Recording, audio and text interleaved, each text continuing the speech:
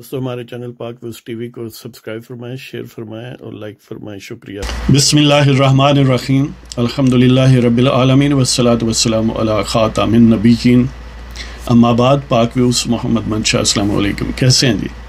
بات کرتے ہیں پھر آج قاضی فائزہ کے مقدمے کی۔ ایک بڑی عجیب اور زبردست ڈیولپمنٹ ہوئی ہے، اور وہ یہ ہے کہ قاضی فائزہ کی بیگم نے سپریم کورٹ آف پاکستان میں جو شارٹ آرڈر ہے 19 جون کا، اس کے خلاف ریویو پٹیشن دائر کی ہے۔ بعض اخبارات میں قاضی فائزہ کے حوالے سے خود ہے کہ انہوں نے دائر کیا، مثلا دنیا نیوز میں یہ ہے کہ قاضی فائزہ نے دائر کی ہے، جبکہ باقی جو اخبارات ہیں زیادہ تر ان میں یہ ہے کہ قاضی فائزہ کی بیگم نے دائر کی ہے۔ اور اس میں یہ بھی ایک تھوڑا ایک نئی صورتحال ہے کہ عام طور پر جو پٹیشنر ہوتا ہے وہ ریویو پٹیشن دائر کرتا ہے اگر اس کے خلاف فیصلہ ہو یا وہ مطمئن نہ ہو۔ تو اصولاً دیکھیں تو قاضی فائزہ کی بیگم تو پٹیشنر نہیں تھی۔ اب سپریم کورٹ کہہ سکتی ہے کہ آپ نہ تو پٹیشنر تھیں اور نہ ہی جن کے خلاف پٹیشن تھی ان میں آپ تو آپ ریویو پٹیشن کیوں کر رہی ہیں؟ اس کا جواب سادہ سے ہے کہ اگرچہ میں پارٹی تو نہیں تھی پٹیشن میں، لیکن آپ نے میرے خلاف حکم جاری کیا ہے نا، تو ظاہر ہے جس کے خلاف ہوگا، جو ایگریوڈ ہوگا، وہ پھر ریویو پٹیشن فائل کرنے کا حق رکھتا ہے۔ یعنی یہ بھی ایک پاکستان کی جوڈیشل ہسٹری میں عجیب کہانی ہے کہ کوئی ایک ایکسٹرینیس یعنی ایک ایکسٹرنل ہے، ایک بندہ پٹیشن سے اس کا کوئی تعلق نہیں ہے، اس کو سنا نہیں گیا، یا کم از کم سن ہی لیتے فارمل انداز میں، اس کے بچوں کو نہیں سنا گیا، تو اس کو وہ فیصلہ ان کے خلاف بہرحال یہ جو انہوں نے موقف اختیار کیا ہے۔ اور پھر یہ بھی ذہن میں رہے کہ یہ چوتھی ایسی ریویو پٹیشن ہے۔ اس سے پہلے جو مختلف وکلاء کی تنظیمیں ہیں، جیسے پاکستان بار کونسل ہے، Sindh high court bar association ہے، سپریم کورٹ بار ایسوسیشن ہے، یہ پہلے فائل کر چکے ہیں، یعنی Pakistan bar council, supreme court bar association, Sindh high court bar association, اور اب یہ قاضی صاحب کی بیگم نے پٹیشن فائل کی ہے۔ انہوں نے موقف جو اختیار کیا، اس کے چند نکات آپ کے سامنے میں رکھتا ہوں دلچسپی کے لیے۔ ایک تو ظاہر ہے انہوں نے کہا کہ ایف بی آر میں جو پروسیڈنگس ہیں ان کو اسٹے کیا جائے till the conclusion of this review petition, یعنی نظر ثانی درخواست کا جب تک فیصلہ نہ آ جائے ان کو روک دیا جائے کارروائی کرنے سے۔ اور ان کی گریونسز جو مختلف، ان میں سے ایک یہ ہے کہ ان کے والد صاحب فوت ہوئے اور انہوں نے اسی دن ان کو نوٹس بھیجا، اور انہوں نے ایک طرح سے غیر انسانی کہ مجھے صدمہ، ظاہر ہے کسی کے والد فوت ہو تو کم از کم اسے 48 گھنٹے یا 3 دن تو دے ہی دیں، لیکن انہوں نے اس دن بھی پروسیڈنگس ٹیکنیکلی جاری رکھی۔ اور پھر جو میرے شوہر کو ڈیتھ تھریٹس ہیں، جو ان پر یہ پہلے ذکر ہو چکا کہ ان کو موت کی دھمکیاں وغیرہ، یہ وہ ان کو کنسیڈر نہیں کیا گیا کہ ایک طرف فوتگی ہے، موت کی دھمکیاں ہیں، اور ان کو اتنی جلدی ہے کہ آگ لگی ہوئی ہے جی۔ اور وہ کہتے ہیں کہ ابھی تک تفصیلی فیصلہ نہیں آیا۔ یعنی سب سے عام بات یہ ہے کہ وہی ججز حضرات جو 10 بیٹھے ہوئے تھے، انہوں نے کیوں تکلیف نہیں کی کہ وہ ڈیٹیلڈ ججمنٹ دے دیں؟ اور اصول یہ ہے کہ پہلے ڈیٹیلڈ ججمنٹ آ جائے اور اس کے بعد اس پر ایسی پروسیڈنگز شروع ہوں جو کہ اسی وقت شروع کر دی گئیں۔ ظاہر ہے شارٹ آرڈر میں لکھا ہوا تھا کہ اسی وقت شروع کرنی ہے جی، اسی وقت سے مراد یہ ہے کہ ودن 7 days انہوں نے کہا۔ تو مطلب یہ ہے کہ ریویو یعنی ججز کے پاس وقت نہیں ہے کہ وہ اس کو ڈیٹیلڈ ججمنٹ ایشو کر دیں، لیکن ویسے جلدی ہے کہ آسمان گرنے والا ہے، جلدی جلدی ان کو فریم کریں جی۔ تو انہوں نے کہا ہے کہ کیونکہ ڈیٹیلڈ ججمنٹ نہیں آئی تو چاہیے تو یہ کہ وہ اس کا انتظار کریں، پہلے ڈیٹیلڈ ججمنٹ آ جائے، کیونکہ ڈیٹیلڈ ججمنٹ کے ساتھ رائٹس وابستہ ہیں۔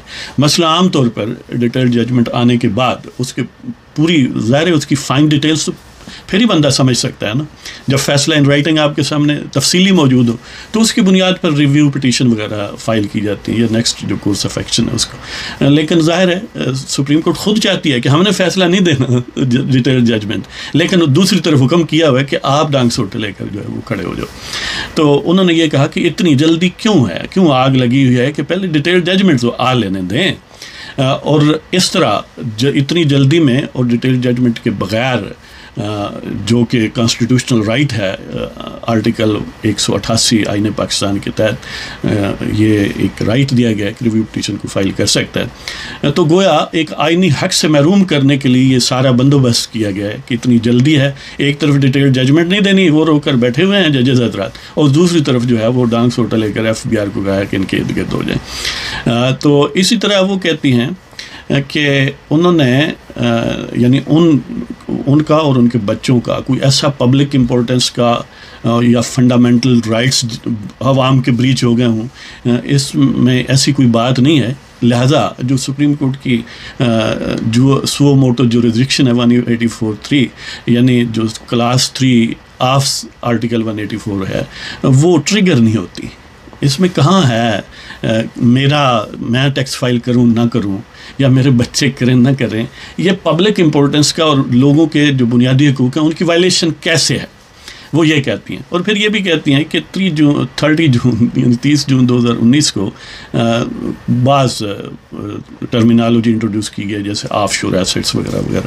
تو انہوں نے تو 2018 کی ریٹرن فائل کی ہے اور اس میں پراپرٹیز وغیرہ ڈکلیئر ہیں. اگر کوئی کمی بیشی ہے تو انہیں ایٹ دیر آؤن FBR نے آج تک کوئی نوٹس جاری نہیں کیا. یہ جو اب نوٹس ہیں یہ تو دراصل وہ اسٹے آرڈر کی وجہ سے نا کہ مجھے کیوں یعنی اسپیشل انداز میں کیوں ڈیل کیا گیا, میرے لیے ایک اسپیشل قانون کیوں بنایا گیا ہے. اس طرح وہ کہتی ہیں کہ ایک خاص کلاس پیدا کی گئی ہے جس کے خلاف ڈسکریمنیٹری حکم دیا گیا ہے, اور وہ کلاس کیا ہے؟ وہ کلاس قاضی فیض عیسیٰ کی بیگم اور ان کے بچے ہیں. اگر یہ کلاس نہیں ہے تو پھر 139 ججز باقی بھی موجود ہیں, ان کے بچوں کو کیوں نہیں کہا جاتا کہ FBR سے اچھے کریکٹر کا سرٹیفکیٹ لے کے آئیں جی. اگر یہ ایک ایڈیشنل یعنی ہمارے لیے ہی یہ مہربانی فرمائی کی ہے تو باقی 139 ججز جو ہیں ان کے بھی بچے بھی ہیں, ان کو بھی کہیں کہ پہلے وہاں سے لے کے آئیں جی. یعنی وہ کہتی ہیں کہ مجھے اس چیز کی سزا ہے کہ میں کسی ایسے شخص کی بیوی ہوں جو جج ہے, یا میرے بچے ایسے شخص کے اولاد ہیں کہ جو جج ہے. تو اگر ایسی بات ہے تو اکراس دی بورڈ ہونا چاہیے. پھر سارے ججوں کو کہیں کہ وہ بھی انہیں اپنے بچوں اور بیویوں کو بھیجیں وہاں پر کلیئرنس سرٹیفکیٹ لے کے آئیں, گڈ مارل کریکٹر اور لیگل کریکٹر کا سرٹیفکیٹ لے کے آئیں. اگر ایسا نہیں کرتے تو اس کا مطلب یہ ہے کہ آپ نے میرے فنڈامنٹل رائٹس اور میرے بچوں کے جو ہیں آرٹیکل 25 جو ہے جو ڈسکریمنیشن کے اگینسٹ گارنٹی دیتا ہے کہ کسی کے خلاف قانون اور آئین میں امتیازی سلوک نہیں برتا جائے گا, اور آپ برت رہے ہیں. اس لیے کہ 139 ججوں میں ہم ہی رہ گئے کہ ہمیں ہی بھیجا گیا ادھر جائیں کہ اس طرح کریں اور وہ کریں. جہاں تک ٹیکس لاز کی بات ہے اس کے تحت تو وہ اگر پروسیڈنگز ہونی ہوتی ہیں تو اس شارٹ آرڈر کی جو اس میں ٹائم ٹیبل دیا گیا ہے یا اس میں حکم دیا گیا اس کے تحت نہ ہوتے, جبکہ انہوں نے تو نوٹس اب بھی نہیں جاری کیا ٹیکس لاز کے تحت. اب بھی وہ یہی کہتے ہیں کہ شارٹ آرڈر میں یہ کہا گیا تو ہم کر رہے ہیں. تو یہ ان کی یعنی گریونسز ہیں اور بنیادیں ہیں. تو وہ یہ کہتی ہیں کہ ان ساری چیزوں کی بنیاد پر یہ پٹیشن جو ہے وہ ریویو پٹیشن ایڈمٹ کی جائے اور شارٹ آرڈر کو کالعدم قرار دیا جائے. تو اسی طرح جس والے سے یعنی قاضی فیض عیسیٰ کا اپنا کہا گیا ہے کہ انہوں نے پٹیشن دائر کی ہے, اس میں بھی کم و بیش یہ باتیں ہیں کہ یہ جو FBR کو حکم ہے اور ان کو یہ کہنا کہ رپورٹ جمع کرائیں سپریم جوڈیشل کونسل میں, اور سو موٹو انداز میں یہ یعنی سپریم کورٹ کی اتھارٹی نہیں تھی. ٹیکس لاز کے تحت جو بھی کارروائی ہوتی ہے وہ ان کی انڈیپینڈنٹلی ہوتی ہے. میرے بچوں کو اور میری وائف کو ایون FBR کو سنا بھی نہیں گیا, یعنی FBR کو بھی بلایا تو نہیں گیا کہ وہ وہاں پر ایک رپورٹ جمع کرائیں. تو یہ بہرحال صورتحال ہے. تو بڑی دلچسپ صورتحال ہے جو پہلے دن سے ہم اس پر یعنی چیخ چلا رہے ہیں کہ یہ ایک ڈائی کاسٹ کی ہے. جو طاقتور لوگ ہیں ان کی مرضی کو امپلیمنٹ کرنے کے لیے, اور ان کی مرضی یہ ہے کہ کوئی بھی انڈیپینڈنٹ جج, کوئی بھی آئین اور قانون کے سامنے رکھ کر فیصلہ دینے والا جج پاکستان کی سپریم کورٹ میں اور ہائی کورٹ میں نہیں ہونا چاہیے. جیسے شوکت عزیز کو نکالا گیا اسی طرح قاضی فیض عیسیٰ کو نکالا گیا. مزے کی بات یہ ہے کہ جن کے خلاف فیصلہ انہوں نے دیا کہ ان کے خلاف کارروائی کریں کہ انہوں نے اپنے حلف سے غداری کیا, انہیں پاکستان سے غداری کی ہے کہ لوگوں کو اکسایا ہے حکومت کے خلاف اور اس کو مدد ڈائریکٹ کی ہے کہ ہیں گورنمنٹ کے ملازم لیکن پیسے دے رہے ہیں کہ جا کے ٹی وی پر اور پارلیمنٹ پر حملہ کرو. ان لوگوں نے وردی میں ان معاملات میں مداخلت کی ہے اور سیاست میں حصہ لیا، لہٰذا ان کے خلاف کارروائی کی جائے۔ مزے کی بات یہ ہے کہ فیاض حمید یعنی جو اس کا اصل میں ٹارگٹ تھا اس فیصلے کا، اور باقی اور حضرات، ان کے خلاف کچھ بھی نہیں ہوا۔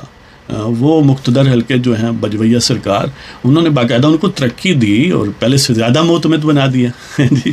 تو لہذا بہرحال یعنی جو قانونی حلقے ہیں، جو وکلاء ہیں، بڑی حد تک یعنی اتنا تو نہیں ہے کہ جتنا ہم چاہتے ہیں، ظاہر ہے ہم وہ کیا کہتے ہیں کہ میری سادگی دیکھ میں کیا چاہتا ہوں، ظاہر ہے وہ وکلاء ہیں، زیادہ ایکسپیرینسڈ ہیں اور ان چیزوں کی نزاکت کو زیادہ سمجھتے ہیں۔ تو باہر اس میں الائیو ہیں، اور قاضی فیاضی صاحب بھی اس معاملے میں اور ان کے بیوی بچے جو ہیں الائیو ہیں کہ how to respond to the situation. اور اس کا اب ظاہر ہے ریویو پٹیشن، ان کا ایک استدعا یہ بھی ہے کہ یہ جو ریویو پٹیشنز ہم نے فائل کی ہیں، ان کے کنکلوڈ ہونے تک یہ ساری پروسیڈنگز روک دی جائیں۔ تو ظاہر ہے یہ ایک بالکل قانونی اور اخلاقی حق ہے کہ پہلے تو بندہ پوچھے تو ڈیٹیل ججمنٹ ہی دے دو حضرت صاحب کی، کوئی بڑی مصروفیت ہے، کوئی پالش دا چکر ہے۔ تو یعنی وہ جو شروع میں جنہوں نے اس پر شور مچایا، مٹھائی جب تقسیم باز لوگوں نے کی، جن چند لوگوں نے اس پر یعنی یہ نقطہ اٹھایا کہ یہ مٹھائی بانٹنے کی بات نہیں ہے، تو ان میں آپ دوست بھی، ہم بھی شامل تھے۔ سب سے پہلے پروگرام اس ڈسسینٹ کا، اس کے یہ ایک ٹریپ ہے، شاید کرنے والوں میں ہم بھی شامل ہیں۔ تو بہرحال اگر آپ کو پروگرام پسند ہو تو سبسکرائب کریں، شیئر کریں، لائک کریں۔ اجازت دیں، اللہ تعالیٰ آپ سب کو خوش و خرم رکھے۔ خدا حافظ۔